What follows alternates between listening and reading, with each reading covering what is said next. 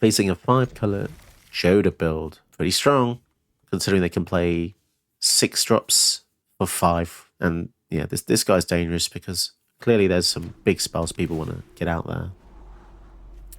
But we do have Sword of Fire and Ice. Might be able to help us get some answers. Deck and Stone can kill the Joda. Maybe that will slow them down a bit. We'll see. Sanctify as well. We can take care of some rocks if they do decide to play them. Yeah, it's not a terrible hand at all. So next turn, maybe go for Sword. See what they do.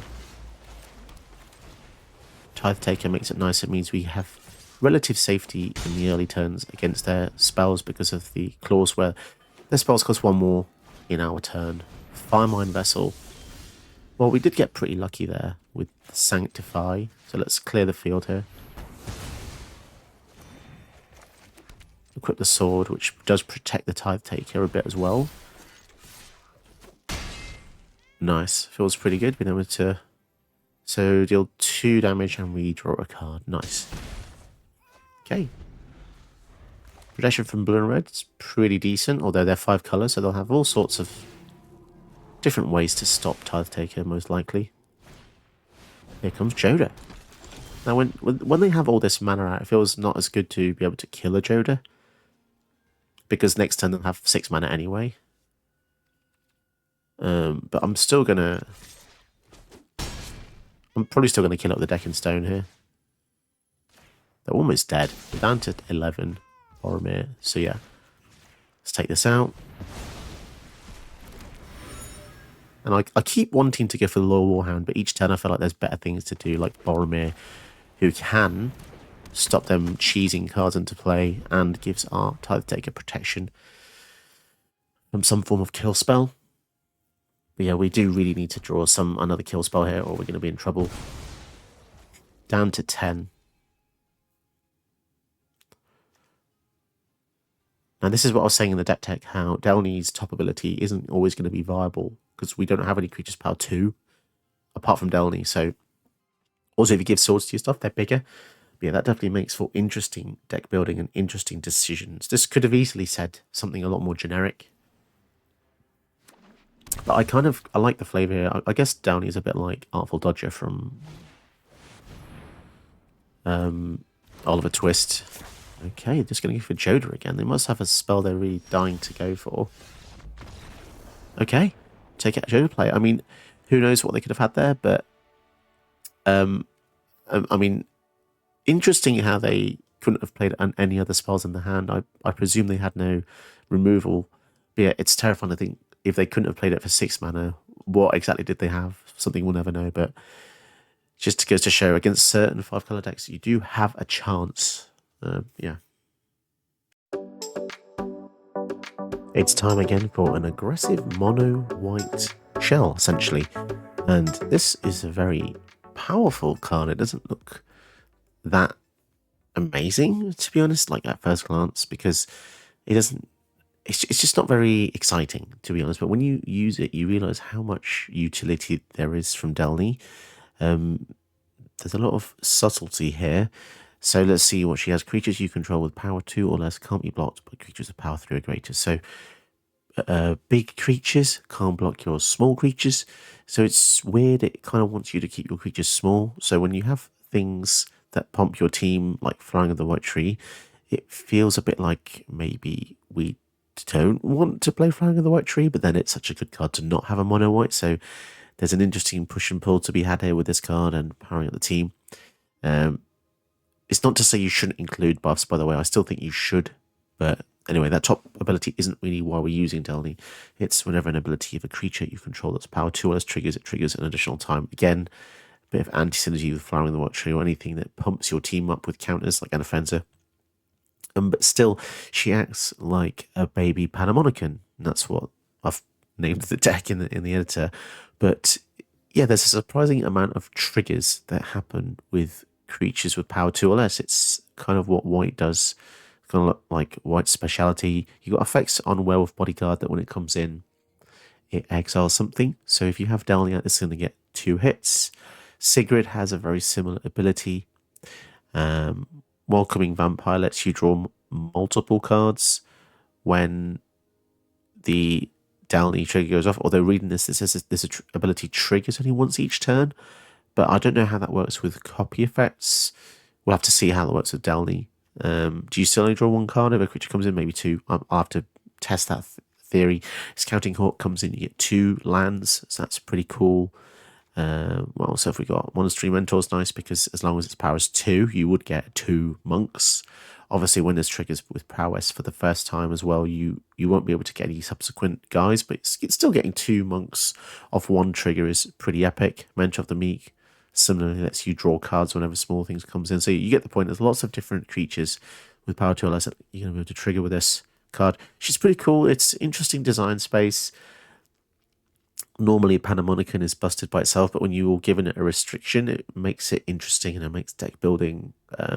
It makes deck building. It controls you into a certain direction, which is powerful, but only powerful for a certain tribe. Essentially, this deck is like tribe small things.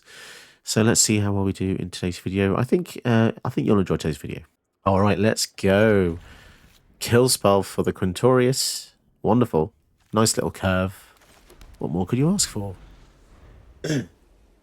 Quintorius is pretty strong, but I feel as though our hand is potentially stronger than that. Scry 2.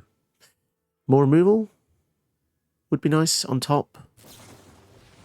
They're already using the removal on that, so Delney is less likely to be killed. Okay, Boromir is cool as well because it stops them from cheating spells out with Discover.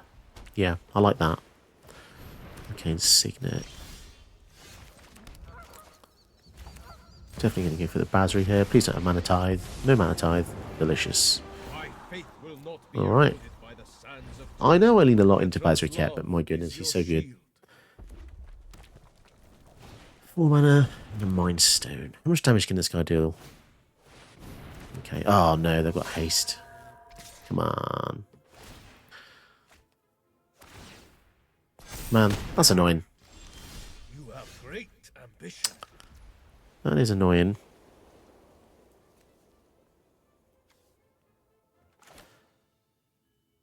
I'm actually going to use this to kill the Lelia, because she's kind of annoying. I don't want her to stick around. I don't want her to give them too much value there. My sand will protect you. Of course, they could have access to any number of other kill spells. Okay, Chandra. 1, 2, 3, 4, 5. They could have gone for Quintorius there. I wonder why they didn't do that. Interesting. Unless they have a kill spell they want to use with the extra mana. No? Okay. 2 lands in a row with that ability. Selfless Spirit. I will kill the Chandra because it is still strong, even though we have Quintorius coming up soon. And Bazooka continues to tick up. Making Boromir 4 toughness. And they have a swords. Okay. Damn it, man. So much removal. They're going to go for Cascade. And they get a 1 power stone. See, I mean, I can see why they wanted to kill Boromir, but my goodness. What do we want to do? Creatures gain indestructible. Okay. Interesting, interesting. Keep the train rolling. Keep the ball rolling, sorry. Don't know how you keep a train rolling. In fact, a train rolling isn't a good thing at all, is it? You don't want a train to roll. Discover 10. Oh, jeez. And they get a Chandra and 6 treasures. That's wild. As if they had that much mana already, with only 3 lands out. Jesus. Ugh. Aurelia. Although the mana is tapped, so they cannot cast. Nice. Okay, I feel like we're in a good position. So it's going to put a counter whenever a non-token soldier dies. Okay. We'll put a counter here. I will guard your advance. We'll put a counter here, I guess. Take out the Chandra. They've got so much mana now. They can do anything they want. We're done here. Oh, gross. No, the Chandra has the bounce back ability, doesn't it? Have much Damn it. to do. I completely forgot that had that. To target opponent or planeswalker. That is gross. And they have a board wipe, which we can kind of stop in a way. Jeez, man. This is through and through a Boros control build. 100%. And an Atali. Jesus, man. Can we just get something that sticks for a turn or two? Be nice. Using the treasures. Here. Loran. Okay. We get to blow up 2 things. 1 Power Stone. And a Mind Stone, I guess. So, creatures power 2. Yeah, that's so annoying.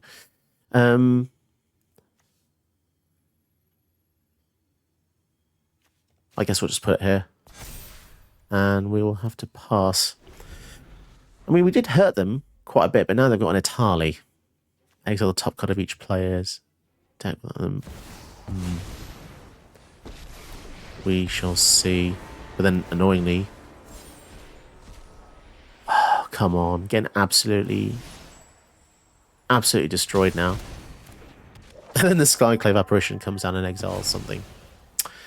Man, this doesn't feel good. Does not feel good. Yeah, sometimes you just get absolutely annihilated. And my god, they've got 3 lands out and doing this. What was that? A land again? Exile target player's graveyard. What could we have that we could win with? Probably nothing. No blocks. They're at 29 life as well. Okay. Welcoming Vampire.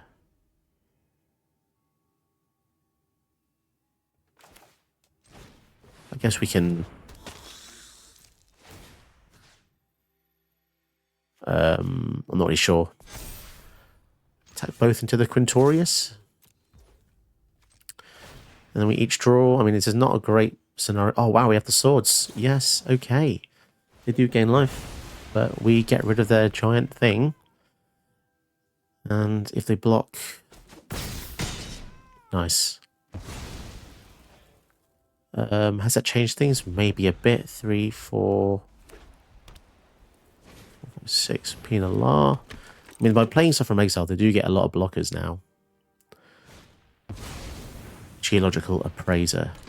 So they get double... Oh, sorry, that just lets them discover 1 time. Man, they're getting some crazy good hits with the Discover stuff.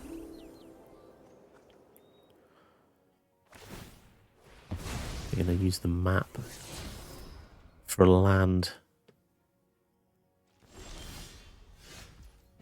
Okay. Declaration Stone. Nice. What do we want to make bigger?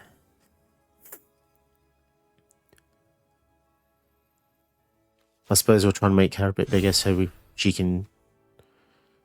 you know what? I'm going to hold her back. I think we need to start blocking now, sadly, because they've got a lot of attackers potential, especially with the PNLR haste creatures. They're going to go for completely random. And they're going to get a Vial of Galadriel. Okay. And they're going to get a 1/1 as well.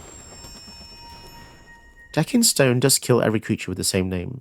So if they get multiple Thopters, I mean, we could get rid of all of them. I don't know what's even the most problematic thing here, to be honest. I think we definitely need to... Do we, though? Do we need to draw? Maybe not. We'll see.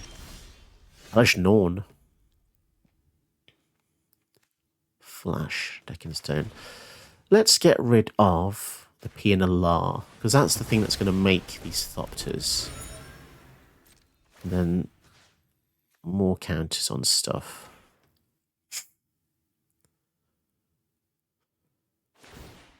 I'm going to draw a card here. Deals damage to you or a opponent you control. Let's just go over the top for now. And I'm happy to trade with something. I feel like they don't want to block the Loran because they know that we can give them cards with that. Also, they've got 36, 33 life. They can afford to take a few hits.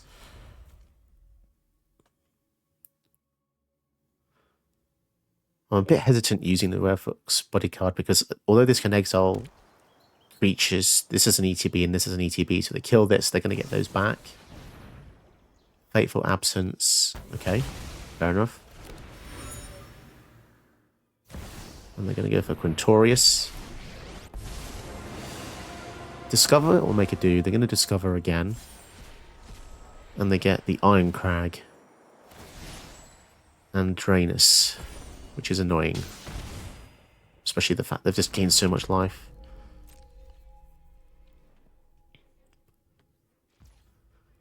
Okay, let's go for the Werewolf's bodyguard. Well, we could use this to get rid of Loran. I want to get rid of this. And you know what? I will actually do this because if she comes back, she gets to blow two things up. So it's kind of like a win-win scenario, isn't it?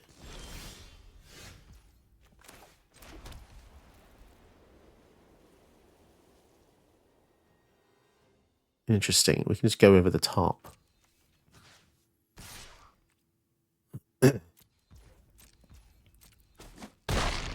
Okay. And the Schnorn and the Lorenz Escape we can use this to protect one of our guys. We'll see. So the board wipe, we can make one of our things indestructible. Not really sure what to go for. Hexproof as well. So we can actually use this here. What do they want to get rid of? They're going to choose that. Okay, we'll give her Hexproof then, please. And scrying away the land is pretty important as well. We haven't really got much stuff out compared to them, but... So we could sacrifice 3 other creatures, exile this. Man, I don't know what to do. They've got so much stuff. If we can kill the utility, we might be okay. 7, 1, 2, 3. How much mana do... If we can make a Castle Ardenvale token... Strangle. Oh, no. It's a shame. Man, they're getting a lot of removal. They take 2. Now, annoyingly, the Elspeth Conquers Death will get a creature or Planeswalker back.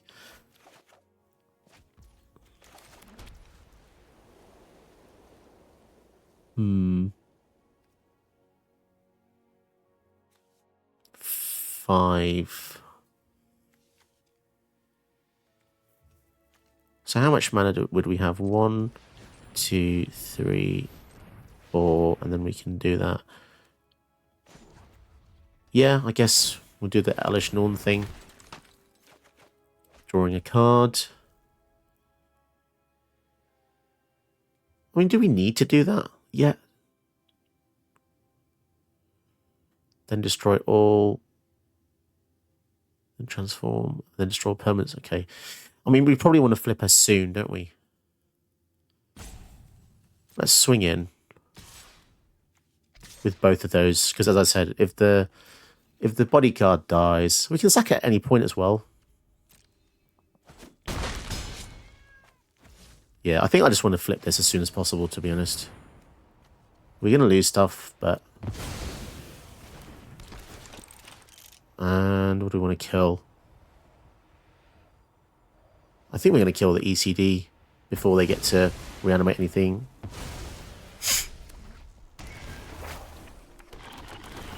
Okay. I mean, it was tempting to go for something like the File or the Celestis. Man, I feel like I'm making a lot of mistakes here. So these are actually creatures already. That's cool, yeah, because it flips them instantly. So you're basically getting 10-10 in return. Creatures you control get +1/+1 double strike end of turn as well. That's pretty epic. We're going to go for the random again. Oh, wow, they skipped past some board wipes and stuff there. I still can't believe we're kind of in this game. It's kind of crazy. And they could do this again, given that they have another land. Yeah, I think they started panic. +1/+1 and double strike is kind of crazy. And then obviously blow up everything apart from artifact. Oh, okay, artifacts. It's not going to kill this stuff. So actually, I think we actually hit the right thing there, hitting the enchantment. Curse of Silence. Naming Delney, most likely. The only thing I'm concerned about is our lifestyle is kind of low, considering what Quintorius can do, like just draining us. Surge of Salvation. Nice. I guess we just attack now. That's a lot of damage.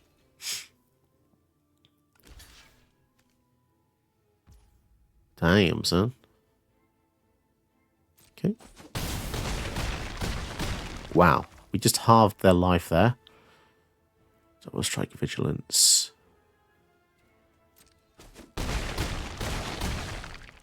I mean, I'm a bit confused about that. They didn't block any of these.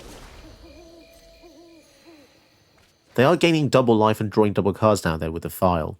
So there is that. There is that. If they play Quintorius, it's just going to die in our next turn as well when the stage 3 goes off. So what do they get? Guardian Idol. Okay, we got super lucky.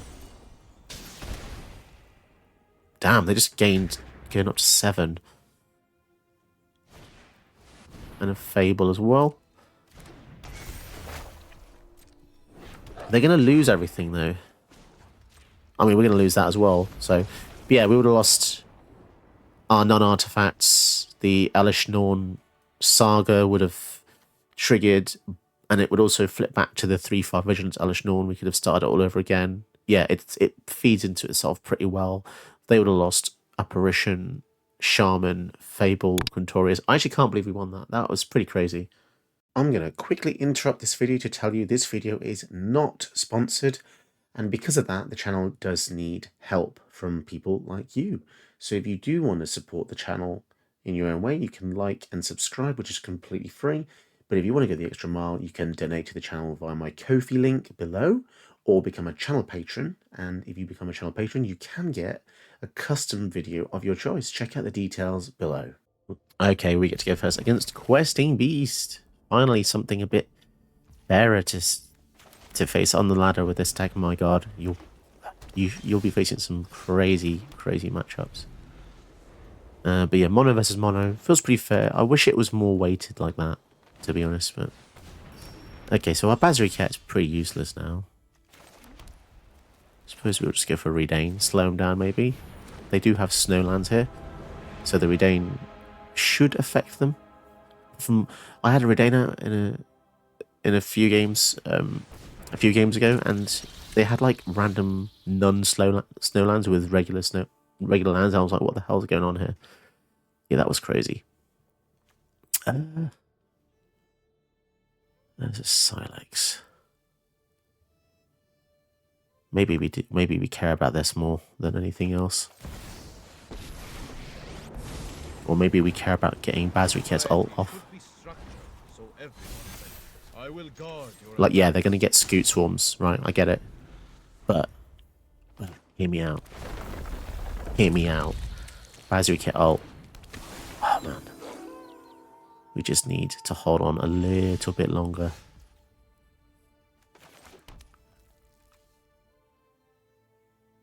It's making me think maybe I should...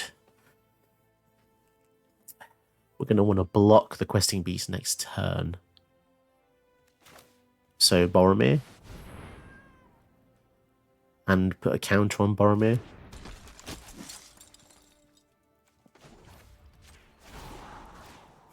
We're going to try and hold them off. Hold them at the gates. And also Sulphur Samurai can protect Boromir as well. I'm liking this. They're going to have to get through quite a bit of defense to get to Bazriket. Like, yeah, the Questing Beasts could totally just ram this through if they really want to. We'll see. Oh, the Redane doing some work here. It's hard to see how good Redane actually is sometimes. But when you see people's lands coming in tapped and their spells costing more, my god. Now they are ramping up hard, which is I don't know what it's. I feel like they're working towards something big. Whole team is indestructible. Now, if we had enough mana to do the Silex, we could potentially protect our whole team. Now is the time to strike. Now, obviously, I don't want to play it out with the Outland Liberator.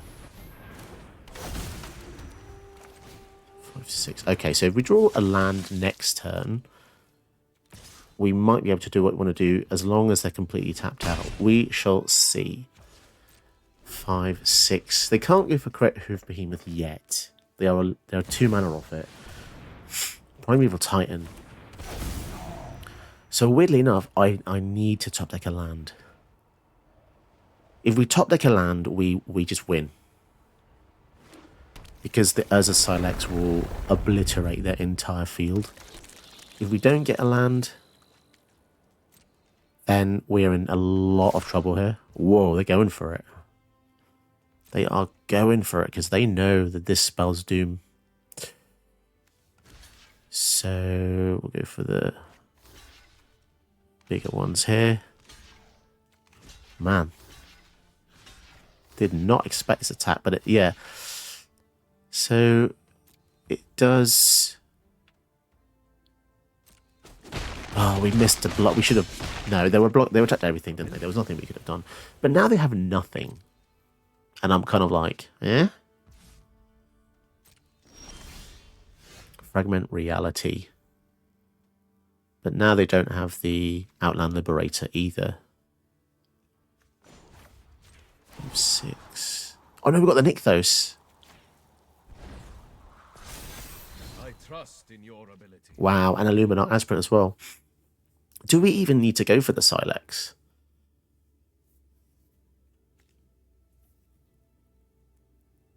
I mean, we could.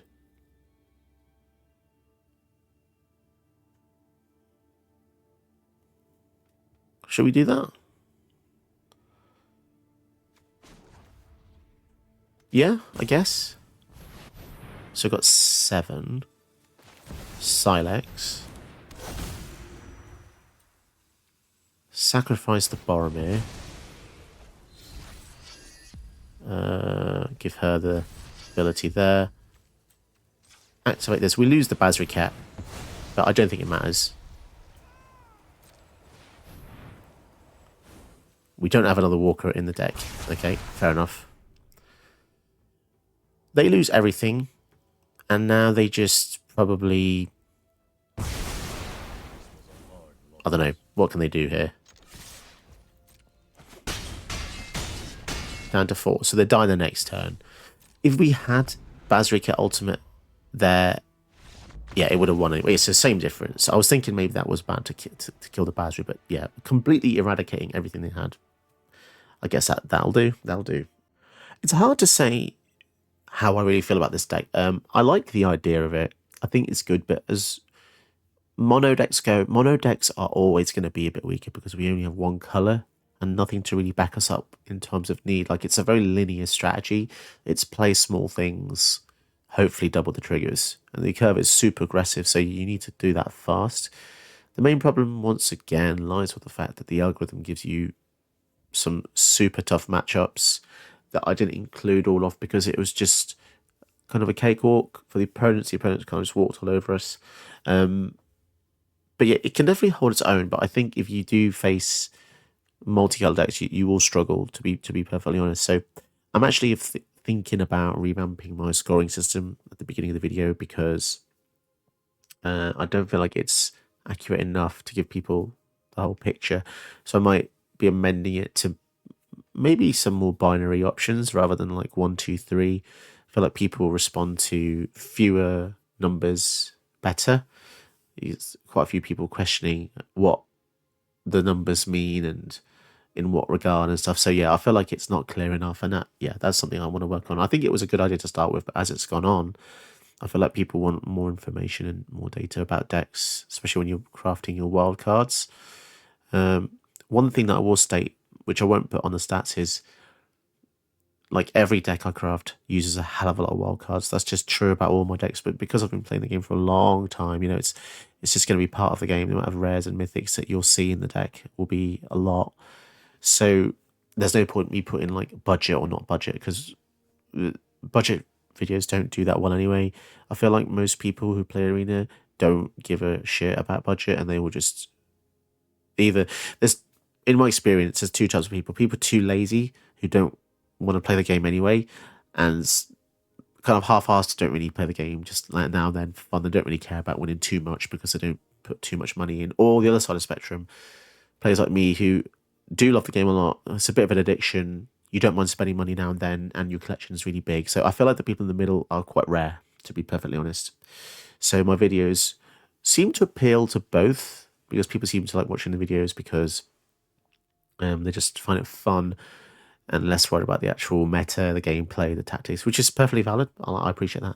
But yeah, I think saying whether the deck is budget or not doesn't really change much these days. I think in the early days of Arena on YouTube, that might be more appealing when people didn't have much stuff. But yeah, as time's gone on, just like any video game, every video game suffers from power creep. Inescapable. Overwatch.